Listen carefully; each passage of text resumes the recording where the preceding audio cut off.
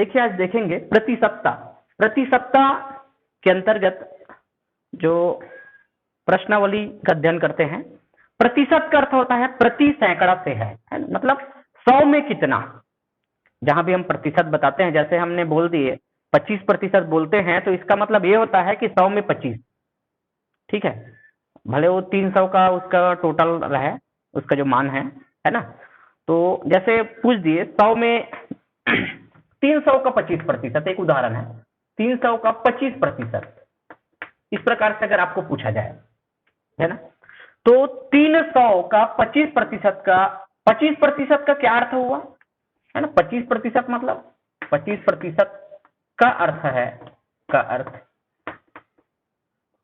100 में 25, 100 में से 25, है ना, या 100 में 25। तो देखिए यहां पर कितने ठने 100 आ गया है ना। 300 जैसे हम लिखते हैं, 300 में कितने 100 है, हम जब जोड़ के देखते हैं तो 300 में 3 ठन 100 है। 100 धन 100 धन 100, है ना, सभी को इसको हम प्लस चिन्ह से दर्शा सकते हैं। तो 100 में 25, है ना, मतलब 300 में 25 नहीं, 300 का 25% का मतलब है प्रति 100 में जितने भी 100 है उसमें कितना 25, है ना। 300 में 25 नहीं होगा, 300 का 25% है, अर्थात प्रति 100 में 25। जैसे इस 100 में भी 25, यहाँ भी इस 100 में भी हम ले लिए 25, और यहाँ से भी ले लिए 25, तो कुल मिला के कितना हो गया, ये तो योग हो गया 300 हो गया ये वाला, है ना। और ये कितना हो गया 25 धन 25 धन 25, 25 किया कितना हो गया 75। तो 300 का 25% हम निकाले तो कितना आ गया 75। मतलब प्रतिशत लिखा है, मतलब उसको 100 के हिसाब से उसको हम बताएंगे।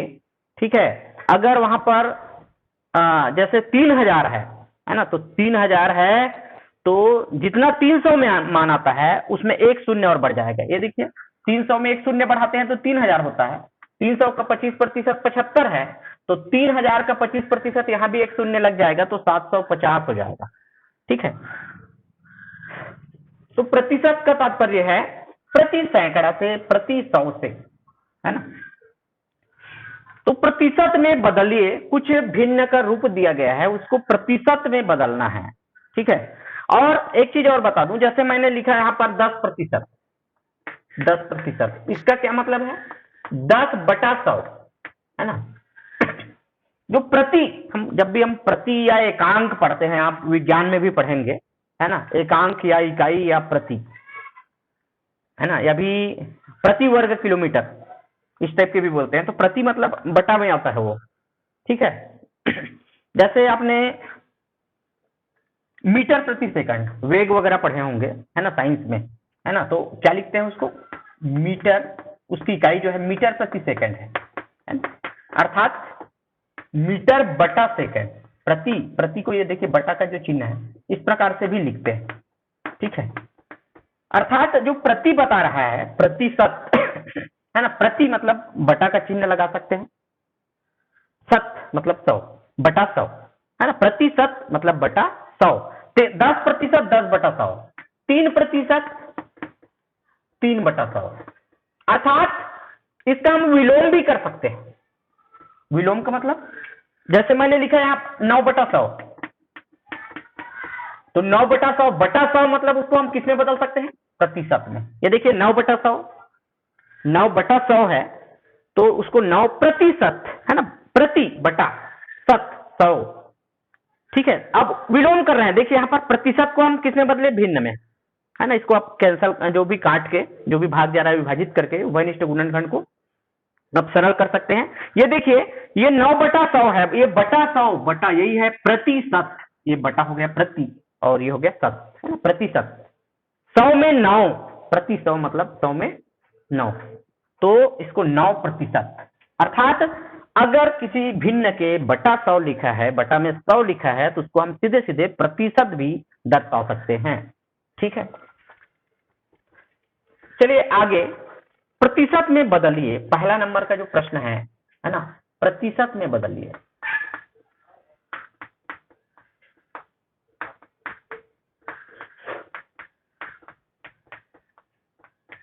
प्रतिशत में बदलिए, यहां पर भिन्न दिया है 3/2, ये देखिए इसको प्रतिशत में बदलना है।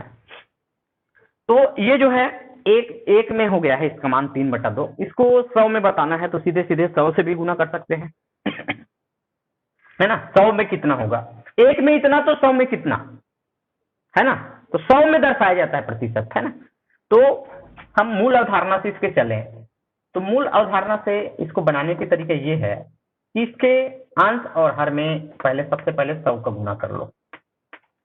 हम जानते हैं किसी भिन्न के अंश और हर में समान संख्या से अगर गुना करें वह उसका तुल्य भिन्न बनता है और उसके मान में परिवर्तन नहीं होता, है ना। देखने में अलग जरूर दिखेगा, उसके मान में कोई परिवर्तन होता है क्या, नहीं होता। ठीक है, तो किसी भी भिन्न को प्रतिशत में बदलना है तो 100/100 मतलब 100 से गुना कर दिए, अंश को भी 100 से, हर को भी 100 से गुणा कर दीजिए। अब देखिए मैंने अभी जस्ट पहले बताया प्रतिशत मतलब बटा 100 को हम प्रतिशत के चिन्ह से दर्शाते हैं। मतलब ये जो बटा 100 जो लिखते हैं ना, इसको ये ना लिखकर क्या लिख देते हैं, प्रतिशत। जहां प्रतिशत है वहां पर हम बटा 100 लिख सकते हैं और बटा 100 है उसको प्रतिशत कर सकते हैं। तो 100 से गुणा करने का टारगेट ये था हमारा, है ना, लक्ष्य ये था कि 100 को हम ना काटें, 100 को बटा में लिखें। ऊपर में जो 100 है उसको हम अगर कोई विभाजित होती है कोई हर से, है ना, इधर से, तो हम बांट सकते हैं, भाग दे सकते हैं, विभाजित कर सकते हैं। ठीक है, अर्थात ये जो 100 है, नीचे में जो 100 दिख रहा है इसको विभाजित मत कीजिए, ऊपर के 100 को कैंसिल करना है। अगर इधर कोई भी संख्या से ये 100 भी भाग जाता है तो भाग इसको नहीं देना है, ऊपर को दीजिए, ताकि आप आराम से उसको समझ जाएं, है ना। 100 को हम 2 से भाग देते हैं, कितने बार जाएगा, 2 पंचे 10, 5 बार गया, एक शून्य उतार दीजिए, 50 बार गया, 100 का आधा, 100 को 2 से भाग दिए, 50 बटा, अब 2 एकम 2, 2 तो कट गया, है ना, 2 एकम 2, तो सीधा बटम क्या आएगा, 100 एकम 100 ही तो आएगा ना। तो 50 गुना 3, 50 तिया कितना होता है, 150, 150, 50 तिया, है ना, 150 बटा 100। और अभी मैंने बताया जो बटा 100 है, इस बटा 100 को इतने को हम किस रूप में लिखेंगे, प्रतिशत के चिन्ह से दर्शाएंगे, है ना। मतलब 100 में 150, 100 में, है ना, प्रति सैकड़ा 150 प्रति सैकड़ा, वही लिखा है ना। तो प्रति सैकड़ा को हटाकर, प्रति और सैकड़ा को हटाकर वहां पर क्या लिखते हैं, प्रतिशत। बटा 100 को हटा दीजिए और प्रतिशत लिख दीजिए। तो 3/2 का मतलब होता है 150%, 150%, ये आ रहा है। ठीक है, इसी प्रकार अन्य को बना सकते हैं, जैसे 1/5 है, दूसरा नंबर 1/5 है, इसका इस प्रकार से हम तुल्य भिन्न बनाते हैं कि इसके अंश और हर में कितने का गुना हो, 100 को गुना हो, है ना। बहुत आसान है, क्योंकि हमें प्रति सैकड़ा बटा 100 जो है वो बचा के रखना है, तो ऊपर जो अंश में जो 100 है उसको विभाजित करते हैं, अगर वो विभाजित होता है। जैसे 5 से 10 को भाग दिए, 5 दूने 10, एक शून्य लगा दीजिए तो पूरा 100 भाग विभाजित हो जाती है। तो 1 गुना 5 एकम 5, 5 दूने 10 और एक 0 लगाए तो 20 पंचे 100, सीधे सीधे कह सकते हैं 5 20 100 बटा 100, यहाँ 1 बचेगा तो 100 एकम 100, तो 20/100, 20 एकम 20 बटा 100। ठीक है, और 20/100 मतलब बटा 100 को हटाकर हम वहां पर क्या लिखेंगे, प्रतिशत, है ना। ये बटा 100 प्रति सैकड़ा, यही है प्रति सैकड़ा। इसके जगह हम कौन सा चिन्ह का प्रयोग करेंगे, 20%। जितने भी संख्याएं अगर वो प्रतिशत में लिखी है तो समझ जाइए वो प्रतिशत को हटाएंगे तो अब बटा 100 है, वहां पर प्रति सैकड़ा है ना। सबके बटे में 100 लिखा हुआ है, जो प्रतिशत में लिखा जाता है कोई संख्या है। क्लियर, चलिए तो इस प्रकार से आप बना लेंगे। इसी प्रकार 3/20 को भी आप लोग बना लीजिए, है ना। 3/20 गुना 100/100, तो 20 पंचे 100, 5 बार जाएगा तो 3 गुना 5/100, 5 या 15/100, 15%। तो ये उदाहरण पर आधारित है। और दूसरे तरीका ये है, अगर ये हम बताएंगे कि ये 100 में कितना, है ना, एक में तो 3/2 है, तो 100 में कितना, तो सीधे सीधे 100 से भी गुना कर देते हैं और उसके बाद डायरेक्ट 100 से गुना कर दो और जो मान आया है उसको प्रतिशत लिख दो। ठीक है, जैसे 100 से गुना करते तो क्या हो जाता है, ये 2 से 50 बार जाता, 50 गुना 3 50 या 150 भर आता है इसका मान, बटा 100 आता क्या नहीं, तो उसको लास्ट में सीधे सीधे हम प्रतिशत भी लिख सकते हैं, 150%, चिन्ह अपने तरफ से लगा दीजिए उसमें। ठीक है, तो मूल अवधारणा जो है ये है ना, इसके तुल्य भी न बनाया जाता है और इससे हम दर्शा सकते हैं। चलिए अगला, भिन्न में व्यक्त कीजिए, है ना, इसके बाद है जैसे इसको विलोम प्रक्रिया कर रहे हैं, विलोम,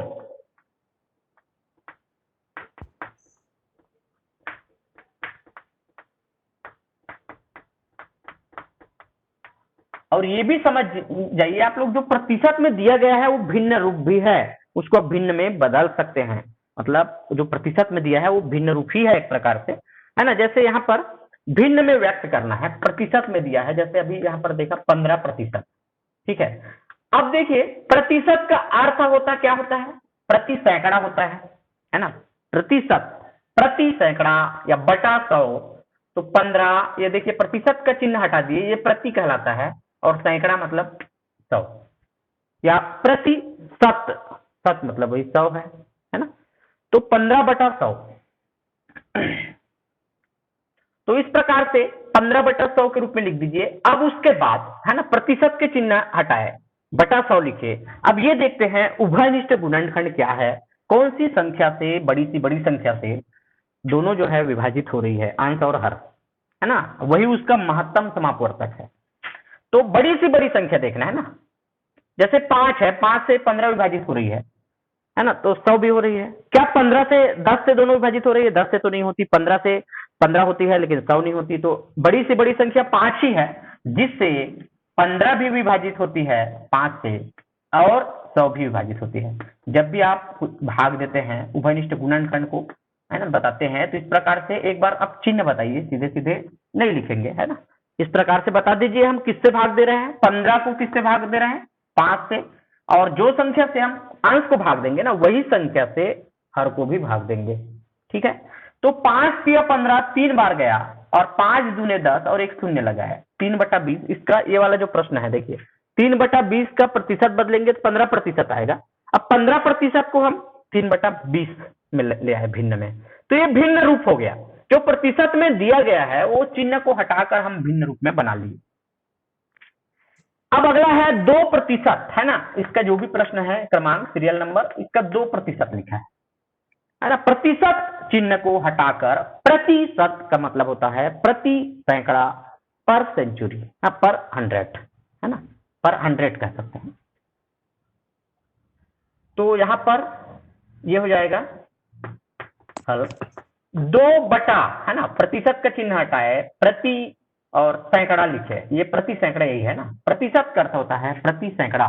2% मतलब 100 में 2, कितने में 2? 100 में 2। ठीक है, अब यहां पर देखते हैं कौन सी संख्या से विभाजित हो रही है। अब चूंकि 2 से विभाजित हो रही है ना, 2 से 2 भी विभाजित होगी, 2 से 100 भी विभाजित होगी, या सीधे सीधे भी लिख सकते हैं, ये प्रक्रिया एक्स्ट्रा है ना, समझाने के लिए है ये। आप डायरेक्ट इसको यहां पर भी इसको काट सकते हैं, 5 या 15 3/20 सीधे सीधे, है ना, लेकिन इससे स्पष्ट हो जाता है किससे हम भाग दे रहे हैं, ये पता चल जाता है ना। तो 2 एकम 2 एक बार गया, और 2 50 में 50 बार में कितना गया? 100, अर्थात 1/50। 2% को जब भिन्न में प्रदर्शित करते हैं तो उसका मान आता है 1/50। ठीक है, 1/50 आ गया इसका मान। चलिए आगे बढ़ते हैं, इसका अन्य जो प्रश्न है उसको बना लेंगे आप लोग। अगला प्रश्न है, इसी प्रकार के 2 प्रश्न दिए गए हैं, मैंने एक प्रश्न लिया है, 480 किलोग्राम का 15% कितना होगा? 480 किलोग्राम का 15% कितना होगा, है ना। तो देखिए ये यहां पर संक्रियाएं को भी स्पष्ट रूप से लिख दिया रहता है, 480 किलोग्राम का 15%, है ना। ये देखिए का जो अर्थ है ना, गणितीय संक्रिया में जो का अर्थ होता है वो गुणा के रूप में होता है ना। तो देखिए किस प्रकार से सभी संकेत को आप लिख सकते हैं। प्रतिशत मतलब क्या होता है? 100 में 15, 100 में 15 अर्थात बटा 100 या प्रति सैकड़ा। प्रतिशत चिन्ह को हटा दीजिए और उसको संख्या में ले आइए, बटा 100 लिख दीजिए। तो देखिए किस प्रकार से लिखते हैं। ये देखिए 480 का, है ना, किलोग्राम जो है उसको हटा दीजिए, हम हल करेंगे, लास्ट में जो उत्तर आएगा वहां पर हम उसको चिन्ह को और लिख देंगे, इकाई को। तो 480 का 15%, तो का की जगह हम क्या लिखेंगे? गुना लिखेंगे। और 15% मतलब 15 बटा 100। ये देखिए इस प्रकार से लिखिए। क्यों? क्योंकि प्रतिशत अभी जस्ट बताया हूं मैं, 15% को हम बना के देखे हैं। प्रतिशत के चिन्ह को हटाते हैं तो प्रति सैकड़ा लिखा जाता है, बटा 100 लिखा जाता है। ठीक है। अब यहां पर ये देख लीजिए कि कौन कौन से जो है कैंसल हो रहा है, विभाजित हो रहा है ना। एक शून्य से देखिए ये अंश में हो जाता है, ऊपर का जो मान ये दिया है वो अंश कहलाता है ना। ये अंश में है, एक्चुअल में 480 बटा 1 भी लिख सकते हैं। और ये हर है, तो हर और अंश से हम उभयनिष्ठ से जो गुणनखंड है उसको हम विभाजित करते हैं। तो 0 से 0 कटा। अब यहां से देखिए 3 बार जाता है ये, 3 किससे? 5 से, है ना। हाँ, यहाँ पर चिन्ह लगा के भी दर्शा सकते हैं, सीधे सीधे भी काट सकते हैं। 5 तिया 15, 5 दूने 10। ये देखिए 5 तिया 15, 5 दूने 10, और 2 से एक और विभाजित हो रहा है ये देखिए 2 दूने 4 और 2 चौका 8, है ना। तो ये विभाजित करना ये भी महत्वपूर्ण रहता है। तो ये 24 आ रहा है यहाँ पर, है ना, 24, और यहाँ पर बच रहा है केवल ऊपर में 3 बच रहा है, नीचे में तो 2 एकम 2, है ना, 2 एकम 2 एक बार गया ना। तो देख लीजिए बहुत आसान है, शून्य से शून्य को विभाजित करें, फिर 15 बटा 10 हो गया है। 5 से होता है, 5 या 15, 5 दूने 10, क्योंकि ये 2 से 48 जो है विभाजित होगा, 2 दूने 4, 2 चौका 8, 24 दूने 48, है ना। तो इस प्रकार 24 गुना 3 आया, और 24 गुना 3 मतलब कितना हो गया? 72 किलोग्राम। चूंकि इकाई जो है किलोग्राम में है, केवल आपको पूछा जाता 480 का 15% कितना होगा, तो हम केवल 72 बताते, लेकिन यहाँ ग्राम लिख दिया है ना, इकाई लिख दिया है। 480 किलोग्राम का 15% 72 किलोग्राम, है ना। इसका जो मान होगा वो होगा 72 किलोग्राम। तो इस प्रकार से इसमें संबंधित एक और प्रश्न है जिसको आप लोग बनाएंगे। चलिए हम आगे बढ़ते हैं। राम को 10 रुपए की गणित की पुस्तक में 10% छूट मिलती है, तो वह पुस्तक उसे कितने में मिलेगी? राम ने एक गणित की पुस्तक खरीदी, उसको उस पुस्तक में रेट उसका 10 रुपये लिखा है, प्रिंट जो लिखा है वहां पर, है ना, अंकित जो मूल्य है वो लिखा है 10 रुपये, उसमें 10% की छूट दे दिया गया, तो कितने में खरीदा? तो चलिए हम देखते हैं। सबसे पहले तो हम 10 का 10% कितना होता है उसको निकाल लेते हैं, है ना। तो सीधे सीधे लिखेंगे कि पुस्तक के अंकित मूल्य भी लिख सकते हैं। पुस्तक का अंकित मूल्य कितना लिखा है उसमें? 10 रुपये, है ना। पुस्तक का जो अंकित मूल्य है वहां पर लिखा हुआ है 10 रुपये, है ना। और जो छूट मिलती है यहां पर लिख सकते हैं छूट, है ना। छूट कितने प्रतिशत का दिया गया? 10% का।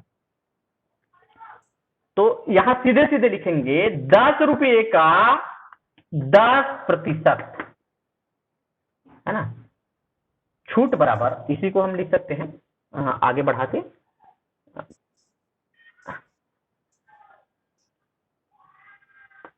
छूट रुपये, है ना। कितने रुपए की जो छूट हुआ है उसको निकालने के लिए 10 रुपये का कितना प्रतिशत? 10%, है ना। देखिए मूल्य कितने हैं?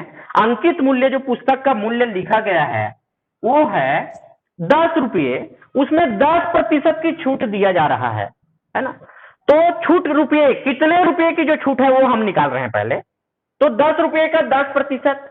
अब देखिए जो का आता है गणितीय संक्रिया में, का के लिए हम गुणा का प्रयोग करते हैं, और जो प्रतिशत है उसको प्रति सैकड़ा या बटा 100 के रूप में लिखते हैं। तो 10 लिख दीजिए, इकाई को हटा देंगे, गुणा 10 बटा, ये देखिए का की जगह हम गुणा लिखे और ये प्रतिशत को हटाकर बटा 100। ये देखिए ये पूरे कैंसल हो गया, 1/1 आ रहा है, और जिसको क्या बोलेंगे? प्रत्येक संख्या के बटा में 1 होता है, तो ये आएगा 1 आएगा। कितना आएगा? 1। तो कुल छूट रुपये जो है वो कितने आया? 1 रुपया आया। 1 रुपये की छूट मिल रही है। पुस्तक जो है में कितने रुपए की छूट मिल रही है? 1 रुपए की। 10 रुपए की है, 10% छूट दिया तो 1 रुपए की छूट मिली, तो वह पुस्तक उसे कितने में मिलेगी? तो यहां लिखेंगे राम को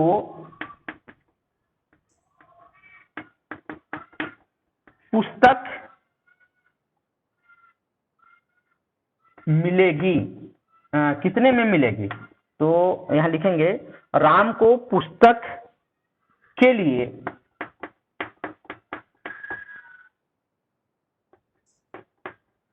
कीमत, है ना, पुस्तक के लिए कीमत अदा करनी होगी। कितनी? कुल कीमत कितने है? कुल कीमत 10 रुपये है। 10 में कुल कीमत में उसके छूट को घटा देते हैं, है ना। यहाँ एक बार फार्मूले को लिख दो, है ना। कीमत या अंकित मूल्य, है ना, अंकित मूल्य लिख सकते हैं शार्ट में। अंकित मूल्य में जो छूट है उसको घटा देते हैं। कितने अंकित मूल्य लिखा है? 10 रुपये। कितना छूट है? 1 रुपया, है ना। 10% की छूट है, लेकिन वो छूट कितना होता है? 1 रुपया होता है। तो कितना आएगा? 9 रुपये। तो राम को पुस्तक के लिए कीमत अदा करनी होगी 9 रुपये। कितने रुपये चुकानी पड़ेगी? 9 रुपये, है ना। तो ये हो गया पुस्तक का जो विक्रय मूल्य, है ना। दुकानदार के दृष्टि से देखा जाए तो, और खरीदने की दृष्टि से देखा जाए तो क्रय मूल्य हो गया, है ना। जो खरीद रहा है राम के लिए क्रय मूल्य हो गया, और बेचने वाला के लिए क्या हो गया? विक्रय मूल्य, है ना। चलिए अगला देखते हैं। अगला प्रश्न है, यदि किसी रबर को खींचकर दुगुना कर लंबा कर दिया गया जाता है तो लंबाई में वृद्धि प्रतिशत ज्ञात कीजिए। देखिए यहाँ पर कोई मान नहीं दिया है, दुगुना भर लिख दिया है। एक रबर है, रबर को खींच के दुगुना कर दिया है, तो उसकी लंबाई में कितने प्रतिशत की वृद्धि हुई है, ये पूछा गया है। ठीक है, तो सबसे पहले तो हम मान लेते हैं ऐसे प्रश्न को, है ना।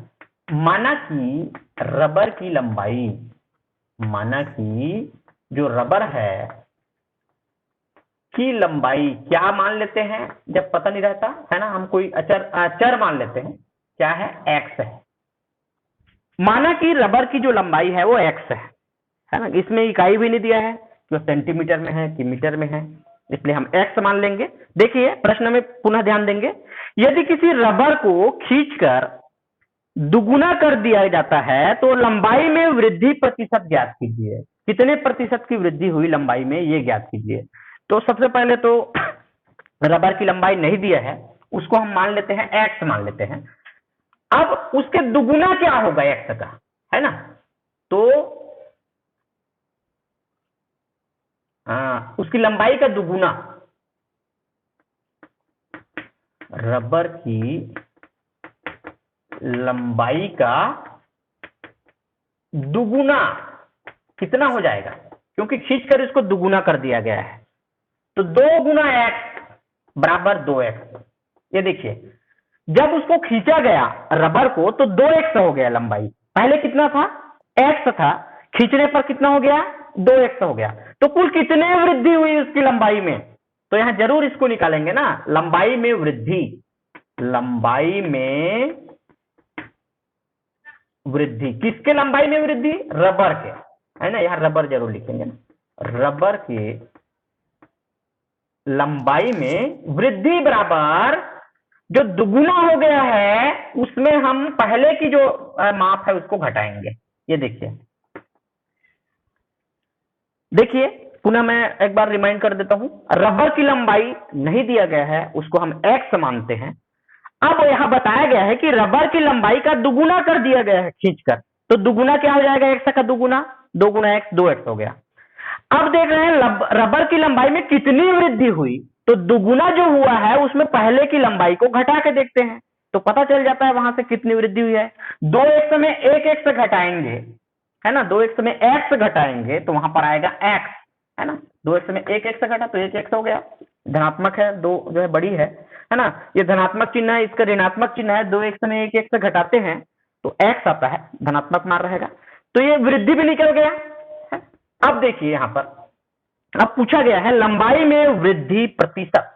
ये देखिए, तो यहां लिखेंगे रबर की लंबाई में, रबर की लंबाई में वृद्धि प्रतिशत, वृद्धि प्रतिशत।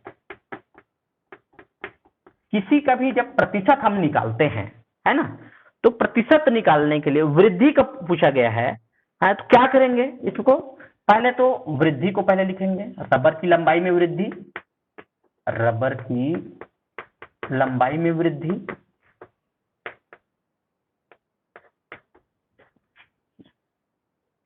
कवर हो रहा है ना, रबर की लंबाई में वृद्धि, है ना, बटा उसकी प्रारंभिक लंबाई, प्रारंभिक या लंबाई भी लिख सकते हैं केवल। देखिए किस प्रकार से इसको ज्ञात करते हैं। अगर जिसका प्रतिशत निकालना है वृद्धि प्रतिशत, तो वृद्धि जो है ऊपर आएगा, रबर की लंबाई में जो कुल वृद्धि है उसको हम ऊपर लिख लिए, है ना, प्रारंभिक लंबाई जो है वो नीचे आएगा, ठीक है, और गुना 100, प्रतिशत निकालने के लिए गुना 100, ये करेंगे, तो ये फार्मूला बन गया। अब यहां मान रख दीजिए, रबर की लंबाई में वृद्धि कितनी हुई, x की हुई, कितने हुई, x, प्रारंभिक लंबाई भी कितनी है, x है, और गुना 100, तो x से x कैंसिल हो गया, तो यहां पर आएगा 100, कितना आ गया, 100, और ये रबर की लंबाई में वृद्धि प्रतिशत कहा जाए तो 100%। देखिए रबर की लंबाई में वृद्धि x की हुई है, क्योंकि दुगुना किया है ना, पहले जितना था उसका दुगुना वो बढ़ गया, तो कितनी वृद्धि हुई, x का, पहले कितनी थी, x थी, तो x बटा x गुना 100, तो कैंसिल हो जाता है, x और x से जो है भाग देते हैं, तो 100% की वृद्धि हुई। लास्ट में लिखेंगे रबर की लंबाई में जो वृद्धि प्रतिशत है वो 100 है, या 100% की वृद्धि हुई, ये बताएंगे, ठीक है। चलिए अगला प्रश्न,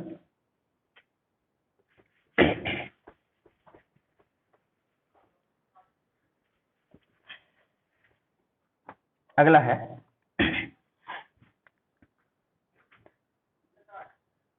एक, इसमें प्राप्तांक पूर्णांक से संबंधित भी प्रश्न है।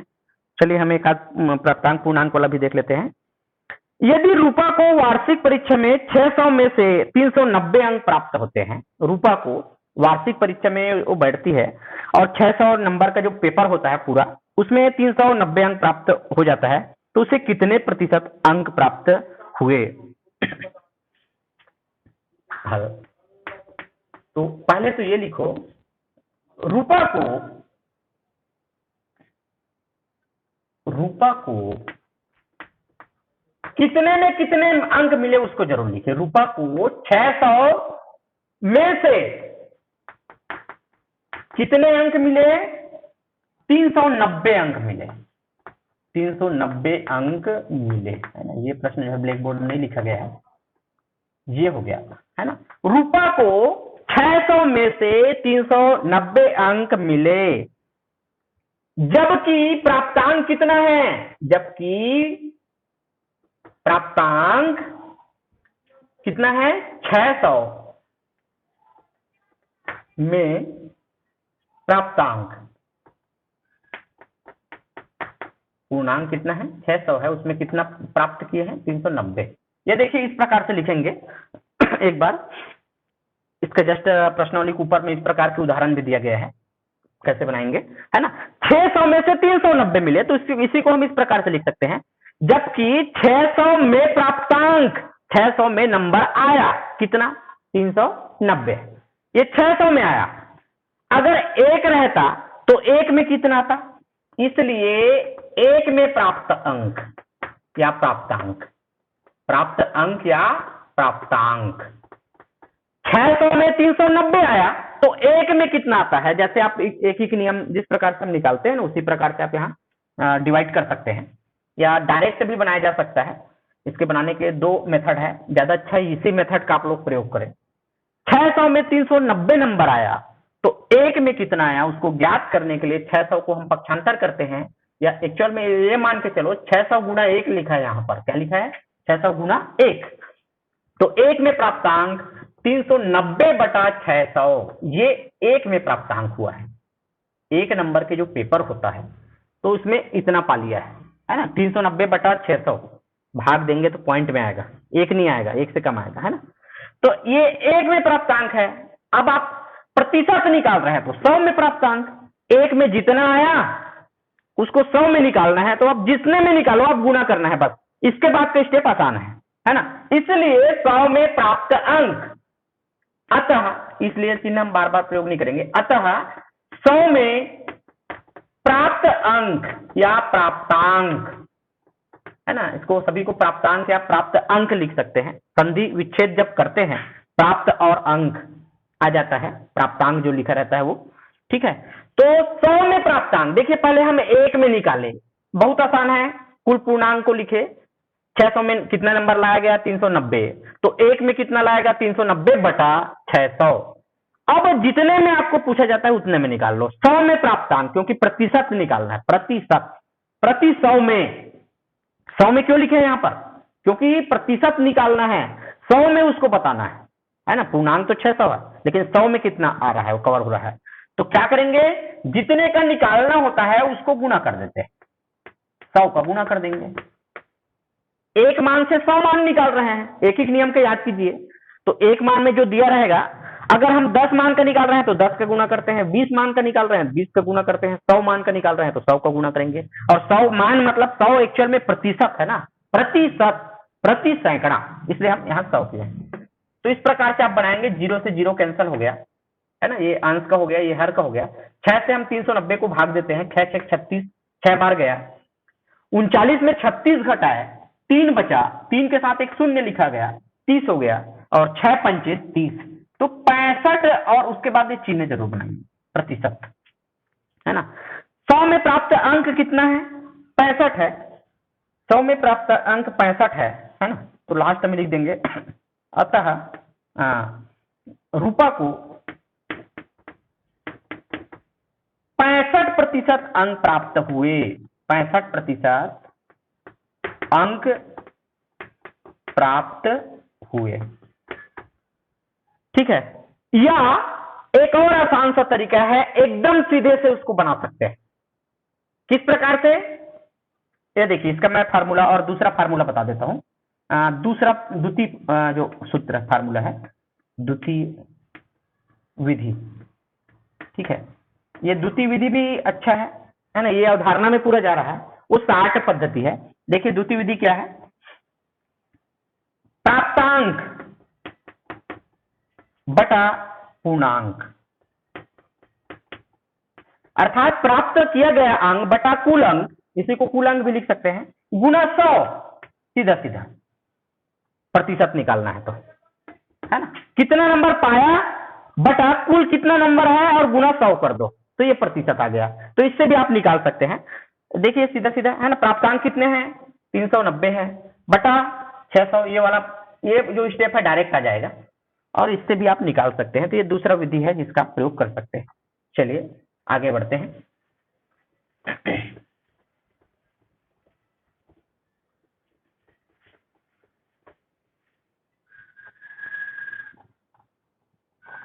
चलिए अगला जो प्रश्न है, किसी शहर के कुल जनसंख्या का 40% पुरुष है। एक शहर है, उस शहर में 40% लोग जो पुरुष है और 35% महिलाएं हैं। 40% पुरुष है, एडल्ट जो पुरुष है, और महिलाएं हैं, उसको लिया गया है, बच्चों को अलग कर दिया गया है, पुरुष और महिला नहीं दर्शाया गया है ना। मतलब जो पुरुष और महिला जो है एडल्ट है ना, उसको लिया गया है। और यहाँ लिखता है शेष बच्चे हैं, है ना। 40% क्या है, पुरुष है, 35% महिला है, शेष कितना हो गया, बच गया जो 40 और 35 हो गया 75, 25% कह सकते हैं। 25% क्या है, बच्चे हैं, और बच्चों की संख्या दे दिया है 18,000 है। तो पुरुषों और महिलाओं की संख्या ज्ञात कीजिए, या कुल जनसंख्या भी आप ज्ञात कर सकते हैं। पुरुष और महिला तो निकाल सकते हैं, सभी को जोड़ देंगे तो कुल जनसंख्या भी वहां का पता चल जाएगा, है ना।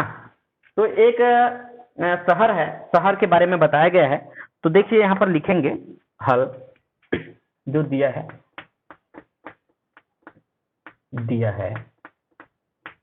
ना। क्या दिया है, शहर के कुल जनसंख्या का 40% पुरुष है ना।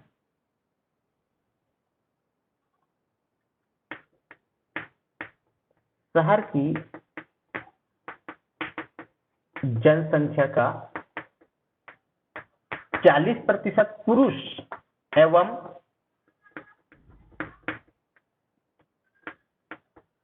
35% महिलाएं हैं, ये दिया गया है। और क्या दिया गया है, और बच्चों की संख्या दिया गया है ना। बच्चों की संख्या ये दिया है, ये है 18,000, ये है ना। बच्चों की संख्या है ना, इसको रुपये नहीं लिख देंगे, ठीक है। तो इतने बच्चे हैं, 18,000 बच्चे हैं, और पुरुष और महिला की जो संख्या है उसको प्रतिशत में बता दिया है, 40% पुरुष है, 35% महिलाएं हैं। तो यहां लिख सकते हैं बच्चों का प्रतिशत निकाल लो। यहां पर बच्चों का प्रतिशत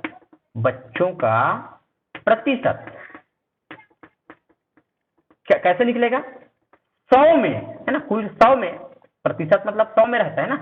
100 में कितना घटा देंगे, पुरुषों का प्रतिशत, पुरुष प्रतिशत धन महिला प्रतिशत, है ना। महिला प्रतिशत और पुरुष जो प्रतिशत है उसको जोड़ के घटा दो, है ना। सीधे सीधे भी आप निकाल सकते हो, 40 और 30 तो 75 ऐसे हो गया। तो बच्चों का प्रतिशत क्या होगा, 25 होगा। तो कुल प्रतिशत 100 है ना, 100 ही रहता है कुल जो प्रतिशत है। उसमें पुरुष का प्रतिशत कितना है, 40 है, महिला का कितना है, 35 है। तो 40 और 35 को जब जोड़ते हैं तो ये आता है 75, 75 घटा देते हैं। तो इस प्रकार से जो बच्चों का जो प्रतिशत है वो 25% प्राप्त होता है ना। कितना प्रतिशत प्राप्त होता है, 25%। अर्थात कुल जनसंख्या का 25% 18,000 है ना। 25% क्या है, 18,000 है, यहां लिख सकते हैं, है ना। तो यहां से निकल जाएगा कुल जनसंख्या, है ना, जनसंख्या आएगा ना यहाँ पर, क्योंकि शहर की जनसंख्या के बारे में बताया गया है, का 25% बराबर कितना, 18,000। एक बार और बता सकते हैं आप ना, 25% बच्चे हैं जिसका मान है, कुल संख्या है 18,000, ठीक है। तो इस प्रकार से लिखेंगे ताकि संक्रिया हम लगा सकें। कुल जनसंख्या का 25% बराबर 18,000। अब यहां देखिए कुल जनसंख्या, इसको जरूर लिखेंगे ना। कुल जनसंख्या का मान हमको पता नहीं है, का की जगह हम गुना लगाते हैं। 25%, अभी तक हम प्रतिशत पढ़ते आ रहे हैं, प्रतिशत के चिन्ह को हटाकर हम बटा 100 का प्रयोग करते हैं, बराबर इधर लिखेंगे 18,000, ठीक है। कुल जनसंख्या गुना 25/100 बराबर 18,000।